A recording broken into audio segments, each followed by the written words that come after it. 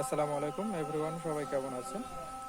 বর্তমানে আমি অবস্থান করতেছি দিনাজপুর জেলা চিরিবন্দর থানায়। এটা হলো আমাদের গ্রামের দৃশ্য আর এটা হলো আমাদের বাসা।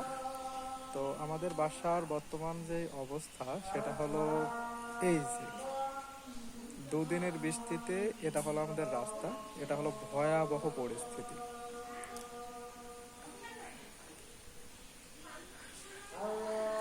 এটা হলো রাস্তা, রাস্তার কোনো কুল কিনারা নেই শুধুমাত্র বৃষ্টির কারণে।